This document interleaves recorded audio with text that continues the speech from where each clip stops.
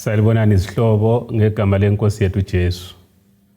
Siyambonga uNkulunkulu osenzela umusa ngokusinika impilo lezibuso eziningi kuzofika lolu suku.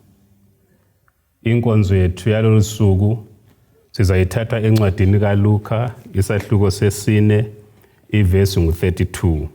Ifunda kanje: bamangala ngokufundiswa kwakhe, ngoba ilizwi lakhe lalilamandla. Asithandazenini. Baba wethu osithandayo ohlala ezulwini, siyabonga ngokunengi okuhle osenzele khona lokunengi okubi osivikele kukho. Nxa sifunda ilizwi lakho kathesi, sicela usibusise kusuka manje kuze kube naphakade. NgoJesu umsindisi siyakhuleka. Amen. Nxa sifunda eBhayibhelini kusukela kuMatewu kusiya kuJohane, sifica ukuthi kulabafundi abafundiswa nguJesu abayimhlobo eli-11. Bonke laba bafundi abayimhlobo etshiyeneyo ngendinyana esiyifundileyo bamangala kakhulu ngokufundiswa kwakhe uJesu, ngoba wayefundisa ngamandla njalo bamzwisisa. Yiphi le imihlobo yezifundi eyafundiswa nguJesu? Lawe mhlawumbe uphakathi kwale imhlobo eli-11 eyabafundi abafundiswa nguJesu. Ngokufanayo uJesu uzakufundisa lawe lamhlanje. Umhlobo wakuqala wabafundi yilabo ababengahlalisekanga, ababekhathazekile ezingqondweni zabo, abaficakala omunye wabo kuJohane 5 amavesi 1 kusiya ku-18. Ababengahlalisekanga labo bamzwisisa uJesu lokho ayekufundisa. Umhlobo wesibili wabafundi yilabo ababesiza ukuzamlinga uJesu, kumbe ukuzabona nje ukuthi kanti kuyini okwenzakalayo. Bebuyela emakhaya abo labe babefundile bazwisisa. Umfundi wesithathu owafundiswa nguJesu ngumfundi owayedinga kakhulu, elangazelela kakhulu ukufunda. Esimfica kuMako 10 amavesi 17 kusiya ku-21. Umfundi wesine owafundiswa nguJesu, mhlawumbe lawe ungomunye wabo lamhlanje, ngumfundi owayedangele kakhulu, umfundi owayephelelwe ngamandla, wayephelelwe lithemba, njengalo esimfica kuLuka 24 amavesi 13 kusiya ku-35. Umfundi wesihlanu ngumfundi owayeyangisiwe, kumbe umfundi owayeyangiswa, umfundi ababemthelela ihlazo. Laye umfundi lo onjalo ebuyela ekhaya wayebusisekile kakhulu ngemva kokuhlala ezinyaweni zikaJesu. Umfundi wesithupha ngumfundi owayengafuni ukubonwa ngabantu, umfundi owayecatshela abantu, njengomama womSamariya esimfica kuJohane isahluko sesine indima yokuqala sisiyafika ku-30. Lawe mhlawumbe mfundi kukhona ukwenza ungafuni ukubonwa ngabantu, kodwa ungahlangana loJesu uyakhululeka, uhambe ngenkululeko enkulu. Umfundi wesikhombisa ngumfundi ophikelelayo, umcubunguli ophikelelayo, ofuna ukuzwisisa okunengi, aphitsheke aze athole lokho akudingayo. Lo njalo umfundi esuka enyaweni zikaJesu wayesefundile, wabusiseka ngokuphindiweyo. Umfundi wesishiyagalombili ngumfundi owayengathandwa ngabantu, umfundi owaye ezondwa ngabantu abaningi. Umfundi lo laye esuka enyaweni zikaJesu wayesebusisekile. Omunye wabo ngamfica kuMatewu 8 amavesi 1 kusiya ku-4. Umfundi wesishiyagalolunye ngumfundi owayephiwe kakhulu, umfundi owayesenelisa, umfundi owayekhaliphile engqondweni. Laye esuka enyaweni zikaJesu wasuka ebusisekile kakhulu. Nxa sifunda kuJohane 3 amavesi 1 kusiya ku-12. Umfundi wechumi, umfundi owayelobuqili obuthile kumbe lokukhalipha okuthile. Laye esuka enyabeni zikaJesu, umfundi lo wasuka ebusiseke kakhulu. Ungafunda kuLuka 19, INDINYANA 1 sisiyagcina ku-9. Umfundi wokucina esizakhuluma ngaye lamhlanje ngumfundi owayelenhloni. Banengi abantu abalenhloni, mhlawumbe lawe ungomunye wabo. Umfundi olenhloni angaya kuJesu, uJesu uyamsiza kakhulu, akhululeke la ahambe ekhululekile phakathi kwabantu. Njengalo esimfica kuMako 5 amavesi ngu-25 kusiya ku-34. Le yonke imihlobo yabafundi uJesu wabatshengisa isihawu, wabatshengisa umusa, njalo wabasiza kundingeko zabo. Umuntu wonke wayehlaliseka nxa ephambi kukaJesu, wayekhululeka, wayefunda azwisise, njalo ngelahlupho engqondweni yakhe. Abafundisi kumbe ababalisi bayizigaba ezine.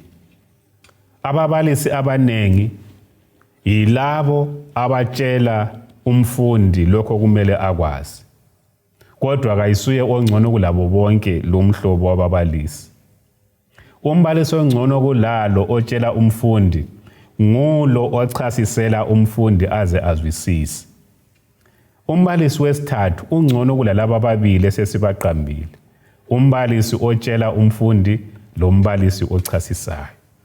Umbalisi wesithathu ngotshengisayo umfundi lokho okumele akwenze, abesefunda ngcono ngaleyo ndlela. Kodwa umbalisi ongcono kulabo bonke ngulowo okhuthaza umfundi, onika umfundi ithemba lokufunda lethemba lokuphila. Ngobani-ke ababalisi abafundisayo? Kulababalisi abambalwa abafundisayo, njalo lawe ungomunye wabo. Wena ungumfundi ngezinye indlela, uphinde ube ngumbalisi kumbe umfundisi ngezinye indlela. Umbalisi wakuqala simfica ekhaya, abazali lezihlobo esihlala labo. Ngababalisi abalendonsela enkulu ezimpilweni zethu. Ababalisi besibili ilabo esibafica ezikolweni, lapho esafunda khona, lapho esifunda khona. Labo balendonsela enkulu ezimpilweni zethu. Ababalisi besithathu sibafica ezinkonzweni, emabandleni, lapho esikhonza khona. Labo balendonsela enkulu kumpilo yethu yakulo umhlaba lasempilweni yethu engunaphakade. Ikanti abangane ngababalisi abakhulu futhi, abangasifundisele ekuhleni kumbe basifundisele ebubini. Ngabangane abakhulu, labo abangane abakhulu labo futhi bangababalisi bethu abalendonsela enkulu. Esisebenza labo sifunda okunengi kubo, okungaba kuhle, okungaba kubi, kodwa bonke ngababalisi.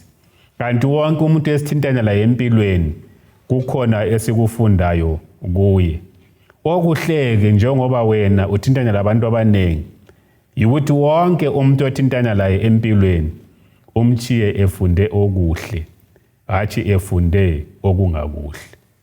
uJesu ke waziwa njengomfundisi kumbe waziwa njengombalisi eBhayibhelini. Ubizwa kuthiwa ngumbalisi ezigabeni ezingu-45 eBhayibhelini, kusuka kuMatewu kusiya kuJohane. Simfica njalo efundisa izigaba ezingu-105 kusuka kuMatewu kusiyafika njalo kuJohane.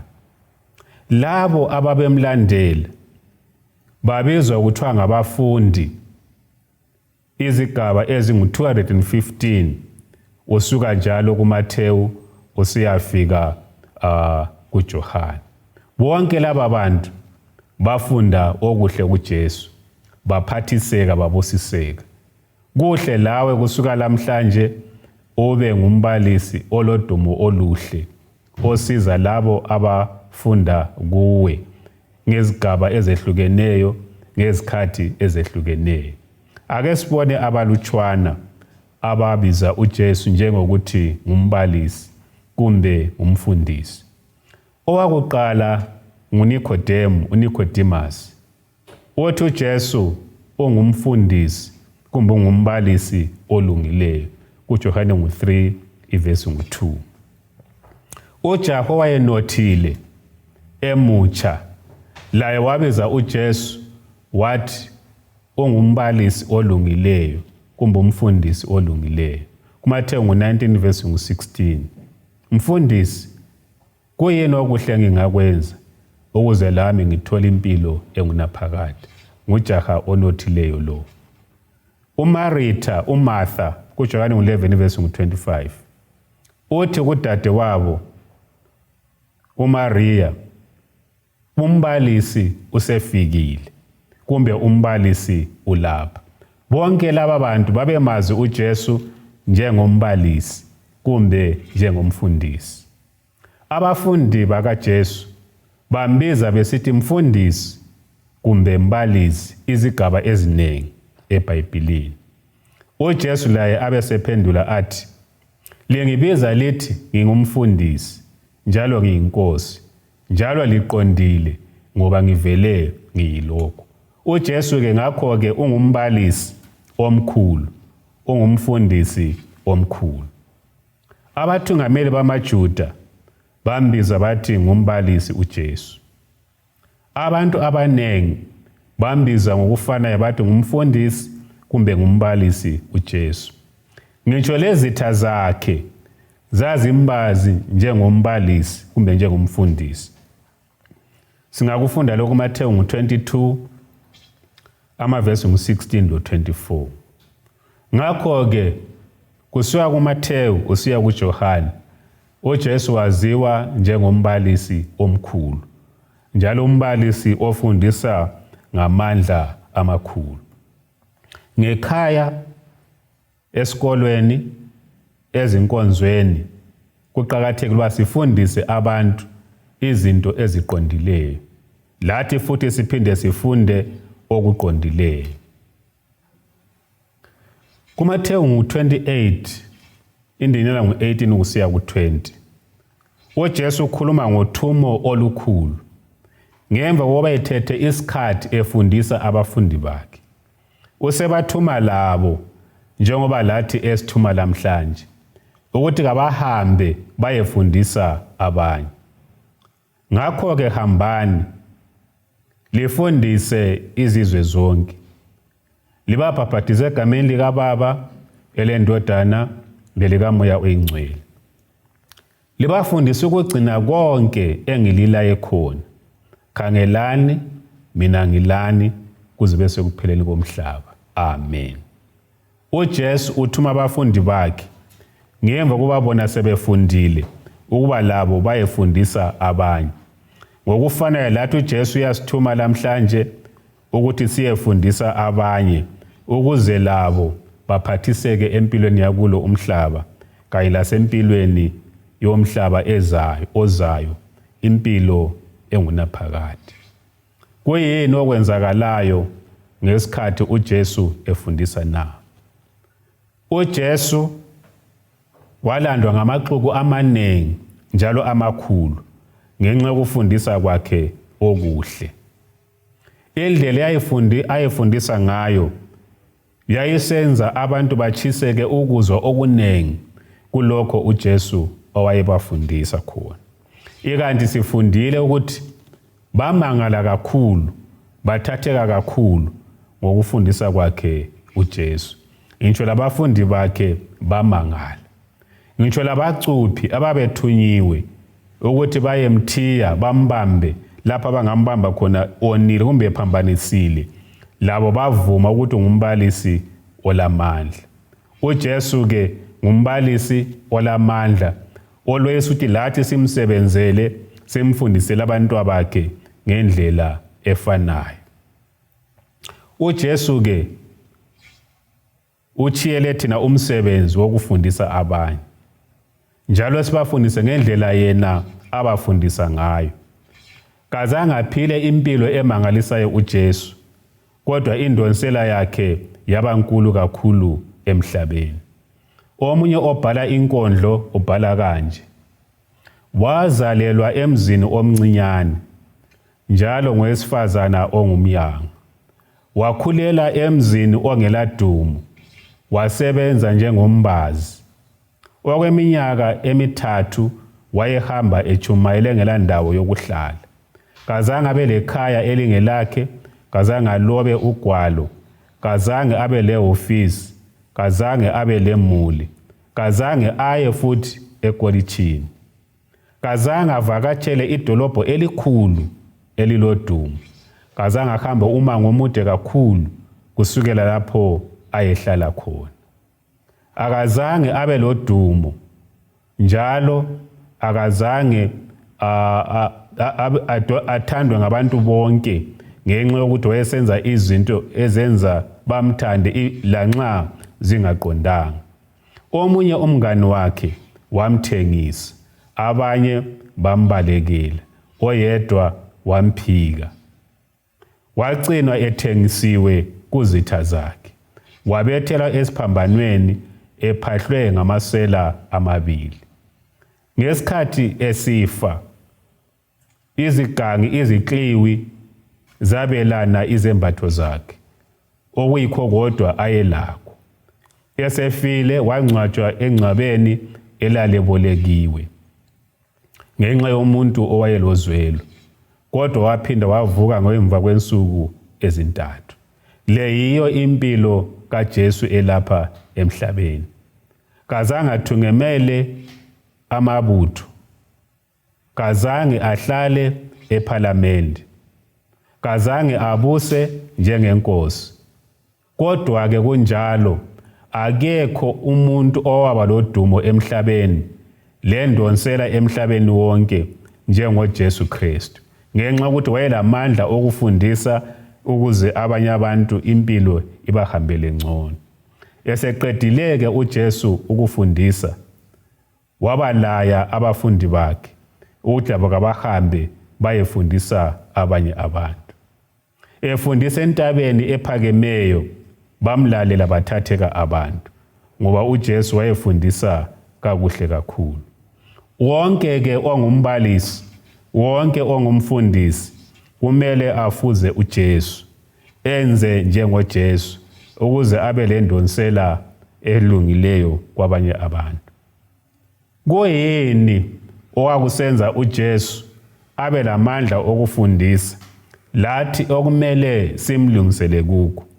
Sizathinta okumbalwa lapha. Okwakuqala, uJesu wayezehlisa phambi kukaNkulunkulu. Wayevuka ekuseni aye entabeni ayekhuleka ukuze athole amandla okufundisa. Ngitsho lasesiphambanweni wanikela intando yakhe kuyise. Wonke umuntu ozakufundisa ngamandla ngulowo kuphela ozehlisayo phambi kukaNkulunkulu. Okwesibili, uJesu wayelamandla okufundisa njengoba sifundile. Wayewathatha ngaphi lamandla okufundisa uJesu na? IBhayibheli isitshengisa ukuthi kule ndawo ezintathu lapho uJesu wayethatha khona amandla akhe. Wayesazi izinto ezintathu ezazisenza ukuba ukufundiswa kwakhe kube lamandla. Okwakuqala, wayelazi ilizwi likaNkulunkulu. Okwesibili, lokho ayekufundisa wayekwazi ekuzwisisa kuhle. Okwesithathu, wayebazi abantu ayekhuluma phakathi kwabo. Abanye ababalisi abanengi bangazi okwakuqala okubili, kodwa bese belahlekelwe ukungazi abafundi babo. uJesu wayemazi ngamunye umuntu owayekhuluma phakathi kwabo. Kusukela ekuqaliseni wayefundisa uJesu, waze wayiphetha impilo yakhe elokhu efundisa uJesu. Ngalokho wadala umahluko omkhulu emhlabeni lo thina esiphila kuwo. uJesu utshiyele thina umsebenzi wokufundisa.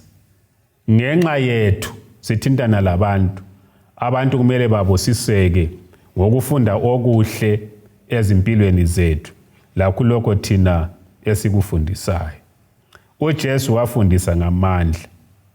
Kusitshona ukuthi wafundisa ngamandla. Lokhu ayekufundisa wayekuphila uJesu. Wayengafundisi olunye ulutho ngomlomo, kodwa aphile impilo echiyeneyo. Lokhu kwakusenza ukuthi ukufundisa kwakhe kube lamandla. Emlonyeni wakhe yayingekho inkohliso. Lababedinga icala lakhe baliswela uJesu, baze badinga elokuqamba amanga ukuze bambethele esiphambanweni. Ngokufanayo kuJesu uthi yena kuJohane 13 ivesi 15, kithi njengabafundi bakhe ngilitshengise isibonelo ukuze lani lenze njengoba lami ngenzile. Wonke umbalisi kumele aphile lokho okufundisayo. Okwesithathu, uJesu wayesazi ukuphila kuhle labanye abantu.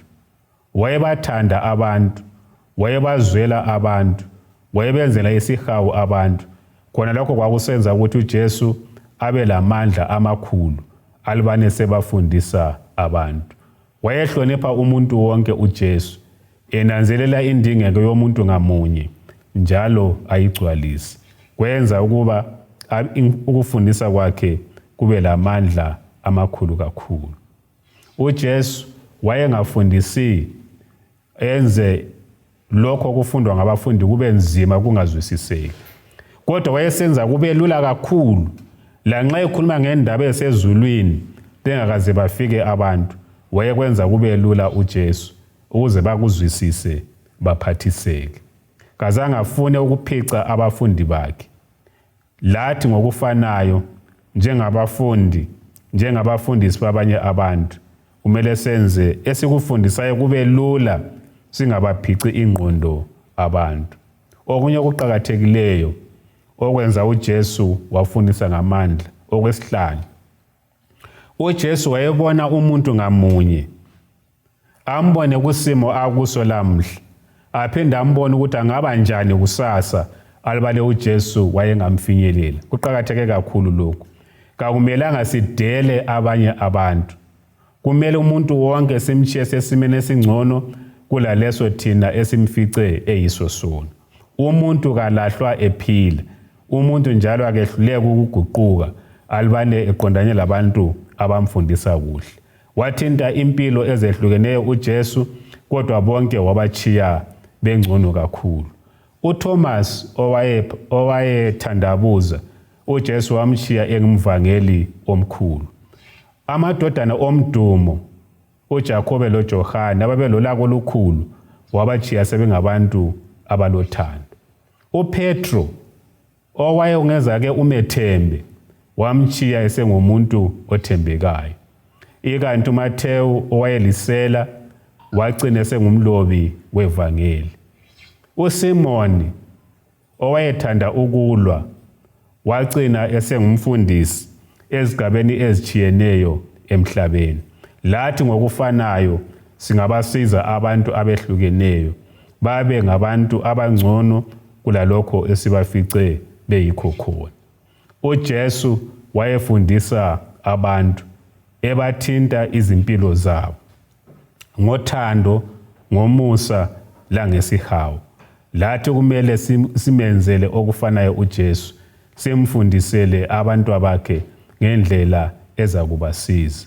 Abesabayo sibachiye sebehlalisekile, abadangeleyo sibachiye sebelethemba, abayangisiweyo sibachiye sebehlalisekile ezingqondweni. Labo bonke abanye abalenhloni sibachiye sebelesizathu sokuthi baphile impilo engcono. Nansi inkondlo elotshwa ngomunye ngombalisi. Uthi, mbalisi wami, abantu bonke bakukhangele. Okugqokayo abantu bayakubona, okwenzayo abantu bayakubona. Indlela olungisa ngayo inwele abantu bayakubona. Indlela ohlala ngayo, indlela okhuluma ngayo, obobotheka ngayo, ntsho le ndlela ehwaqa ngayo iyafundisa abantu lanxa uyabe uthule.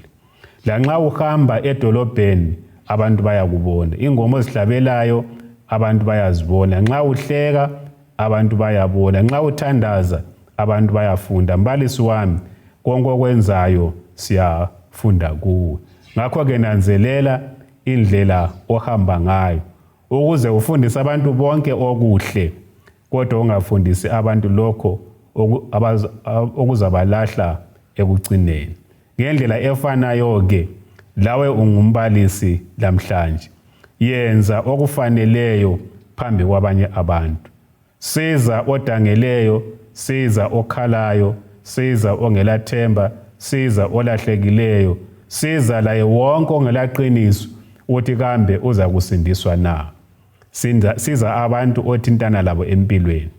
Ungabe bengabafundi bakho, kungabe kuyizihlobo zakho, kungabe kungabangani bakho, kungabe ngosebenza labo, kungabe ngophila labo, lalabo ohlangana labo.